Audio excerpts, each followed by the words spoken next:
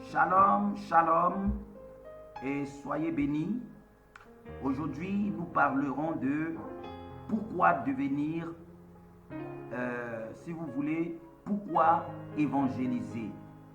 Alors, dans les leçons précédentes, nous avons parlé de la question de l'évangélisation, c'est-à-dire nous nous sommes plus évertués à définir ce qu'est l'évangélisation. Et aujourd'hui, nous allons plus nous pencher sur les raisons pour lesquelles nous devons évangéliser. C'est pourquoi cette leçon est intitulée « Pourquoi évangéliser ?» Alors nous devons savoir et comprendre que nous devons évangéliser premièrement parce que c'est un commandement de Dieu. L'évangélisation est un commandement de Dieu. Nous devons obéir au commandement de rentrer dans la moisson parce que cette parole, selon laquelle Jésus a dit « Allez par tout le monde et prêchez la bonne nouvelle à toute la création », elle nous concerne encore aujourd'hui. Et en obéissant à ce commandement, nous donnons la possibilité à des personnes de faire le choix de la vie éternelle. Celui qui n'obéit pas au commandement d'aller, il pêche parce qu'il ferme son cœur à la situation des âmes perdues et désobéit au commandement de Dieu qui nous recommande d'aller vers les pécheurs.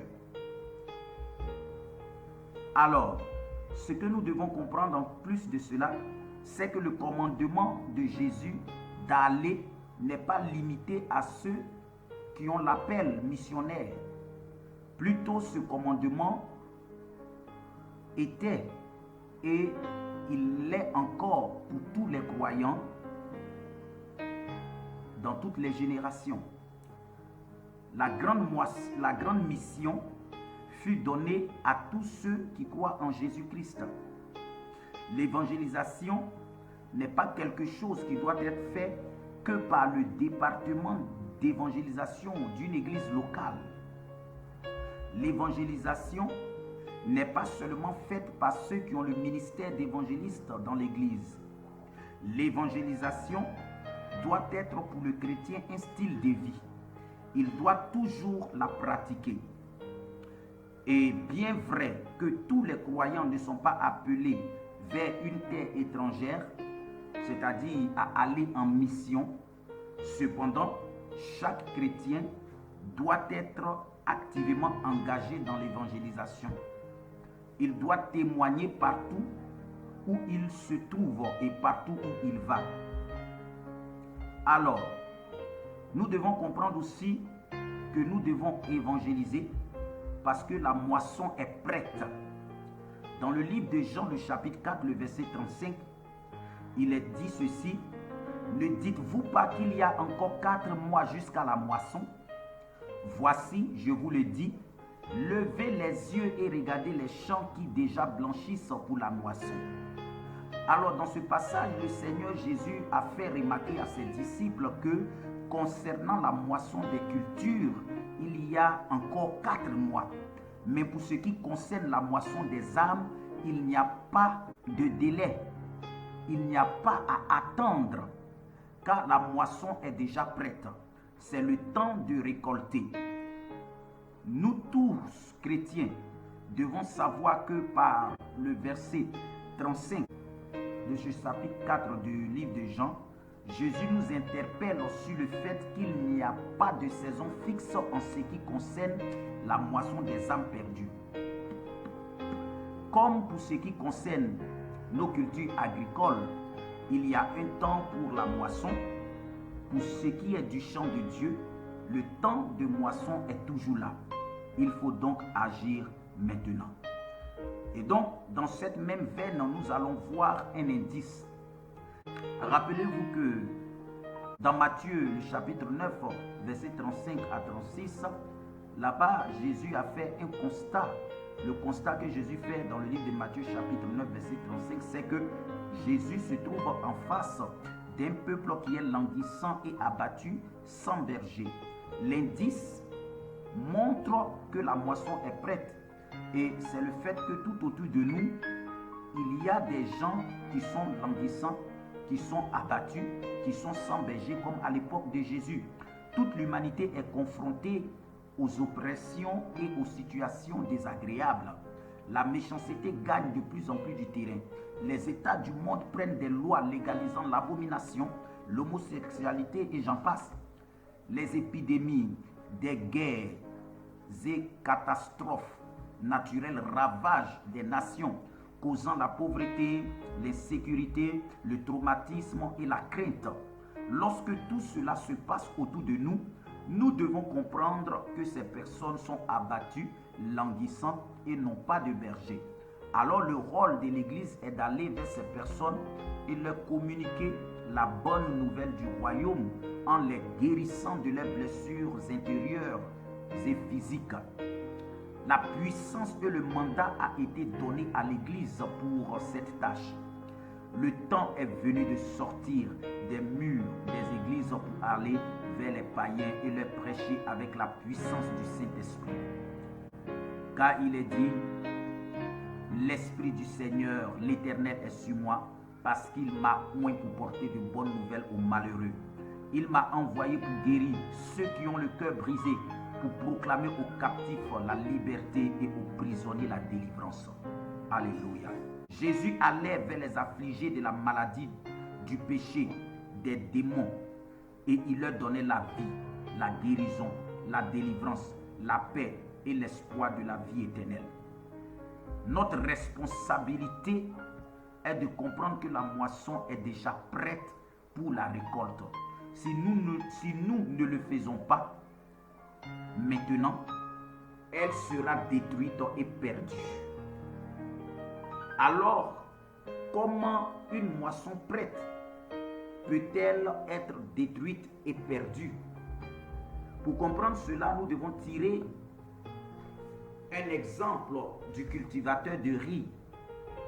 Pour le cultivateur de riz, il y a plusieurs ennemis de la moisson. Il y a par exemple les intempéries, c'est-à-dire la pluie, les inondations, le vent qui peuvent souffler et faire coucher les plants de riz. Il y a aussi les oiseaux des champs qui sont de très grands, et les premiers ennemis de la moisson. Certains oiseaux se nourrissent des épis de riz qui mûrissent dans les champs. Si le cultivateur ne veille pas sur son champ et ne moissonne pas à temps, les oiseaux feront de son champ un bon régal. Et nous avons parlé des intempéries, c'est-à-dire pluie, inondation et vent, et j'en passe. Dans le cas de la moisson de Dieu, cela peut représenter les guerres, les catastrophes naturelles, les systèmes politiques que certains pays mettent en place et qui sont des forteresses face à l'avancée de l'Évangile. Des pays frappés par de tels systèmes ne peuvent être pénétrés par la bonne nouvelle de Jésus-Christ. Les oiseaux qui détruisent la récolte peuvent représenter ici les sectes mystiques et ésotériques, les fausses religions, l'islam.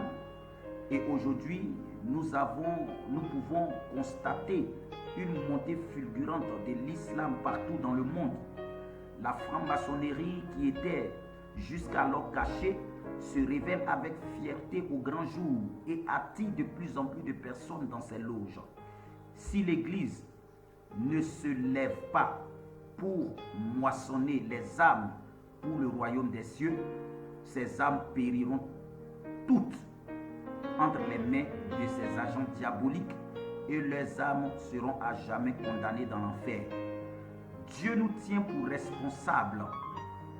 Dieu nous tient pour responsables en ce qui concerne les âmes de nos générations, car nous sommes la lumière du monde pour nos générations. Matthieu le chapitre 5 verset 14 le dit si bien. Vous êtes la lumière du monde. Une ville située sur une montagne ne peut être cachée. Alors nous devons éclairer notre génération avec la lumière de l'évangile qui est en nous. Jean le chapitre 1 verset 4 nous dit ceci. En elle était la vie et la vie était la lumière des hommes. Et Jean le chapitre 1 verset 9 nous dit, cette lumière était la véritable lumière qui en venant dans le monde éclaire tout homme. Si nous cachons cette lumière, les gens autour de nous mourront dans les ténèbres. C'est pourquoi laissez luire la lumière de l'évangile. C'est notre responsabilité de proclamer Jésus-Christ dans notre famille, dans notre quartier, dans notre village, dans notre ville, dans notre région et dans notre pays. Alléluia. Pourquoi nous devons évangéliser? Nous devons évangéliser parce que c'est une nécessité, pas un sujet de gloire. Nous devons évangéliser parce que c'est une nécessité et pas un sujet de gloire. Paul le dit dans le livre de 1 Corinthiens, le chapitre 9, verset 7. Il dit ceci, si j'annonce l'évangile, ce n'est pas pour moi un sujet de gloire, car la nécessité m'en est imposée. Et malheur à moi si je n'annonce pas l'évangile. Alors, prêcher l'évangile est une nécessité. Cela veut dire que prêcher l'évangile aux gens est une obligation, c'est indispensable et on ne devrait pas se passer de le faire. Prêcher l'évangile est une nécessité.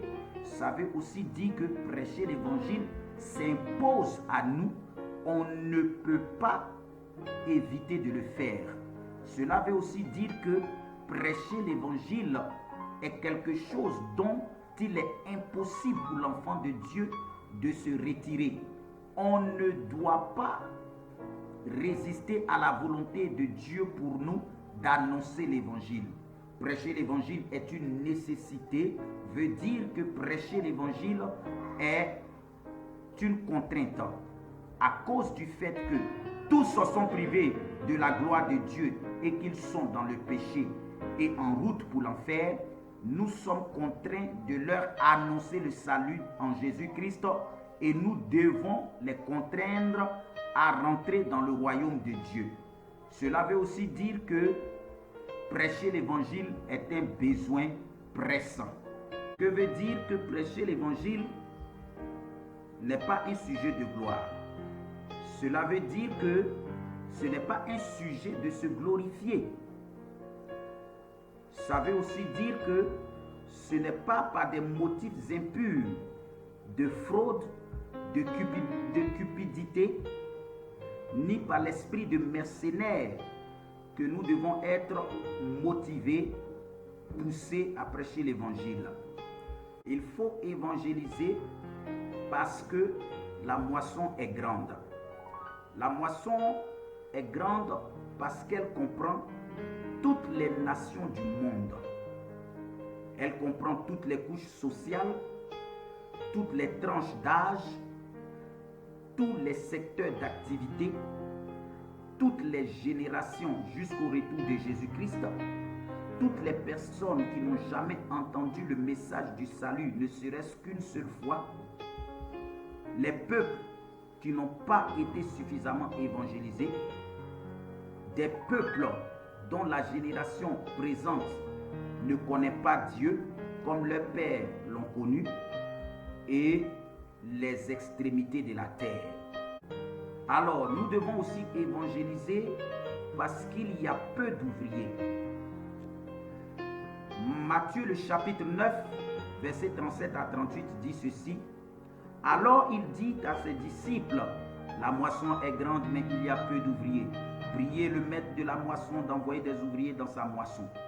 Nous devons donc entrer dans la moisson parce que les ouvriers sont très peu nombreux. Jésus avait ressenti le sérieux besoin d'ouvriers dans la moisson. L'immensité de la moisson demande plus d'ouvriers dans le champ. Dans le champ, il y a peu d'ouvriers parce que les chrétiens ne répondent pas à la grande commission de façon individuelle. Parce que l'église locale ne s'engage pas dans l'évangélisation. Il y a peu d'ouvriers parce que les ministres du Seigneur ne s'engagent pas tous dans l'évangélisation. Il y a peu d'ouvriers parce que l'Église ne prie pas pour qu'il y ait des ouvriers dans la moisson. Il y a peu d'ouvriers enfin parce que l'Église n'envoie pas des missionnaires vers les peuples non